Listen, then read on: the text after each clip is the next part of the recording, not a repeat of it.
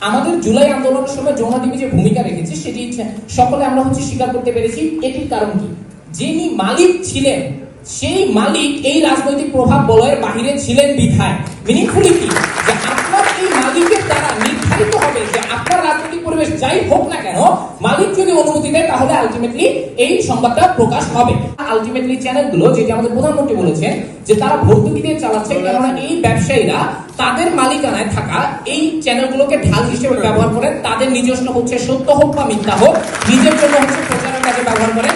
তৃতীয়ত, তারা আসলে জনগণের কি ধরনের উপকার করবেন সেটি নিয়ে মাথা ব্যথা না করে প্রতিদ্বন্দ্বী বিজনেস বা প্রতিদ্বন্দ্বী কোনো দল থাকলে তাদেরকে কিভাবে টেনে নামানো যায় সেটি নিয়ে তারা খুবই বেশি মনোযোগী থাকে। যেটা আমাদের সমস্যা হয় যে আমরা তো রাজনৈতিক পরিবেশের একটি উত্থান পতন পরিবর্তন সবকিছুই দেখতে পারি, কিন্তু যমুনা টিভি যখন গত সময়ে যখন এই আমাদের জুলাই আন্দোলনের সময় যমুনা টিভি যে ভূমিকা রেখেছে সেটি সকলে আমরা স্বীকার করতে পেরেছি। এটির কারণ কি?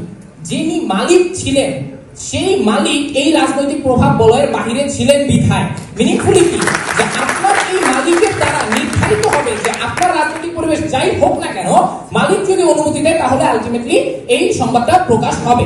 তাহলে আমরা যেটা দেখতে পাচ্ছি যে কর্পোরেশনগুলো বর্তমানে এই ইনভেস্টিগেটিভ জার্নালিজমটা, যেটিকে আমরা প্রকৃত জার্নালিজম বলি, সেটিকে স্টুডিওর গতি পার করতে না দেওয়ার কারণ আপনার দলের পরিবর্তন হলেও ব্যক্তির স্বার্থের পরিবর্তন হয় না।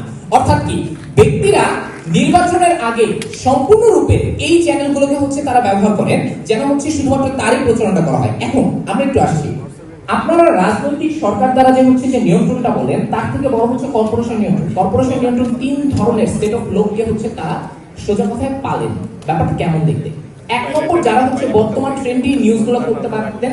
দ্বিতীয়ত, যারা আগের নিউজগুলো করেছেন গত 15 বছর, কিন্তু তারা এখনো চাকরিচ্যুত হন নাই, কিন্তু তাদেরকে এই যে সাইডলাইনটা করা হয়েছে, এখন সাইডলাইনে রেখে তাদেরকে আলটিমেটলি এই যে আমরা যে শব্দ বলছি যে পালা, কিছুটা ইনফর্মাল হলো, আপনারা দেখবেন এদেরকে রেখে দেওয়ার একটি মূল ভিত্তি যে তারা একটি রিয়াজও মেইনটেইন করে চলতে চায়, এবং এই রিয়াজের কারণে মিডিয়াকে কোনোদিন আসলে প্রকৃত স্বাধীনতা বলতে যেটি সেটা দেওয়া হয় না।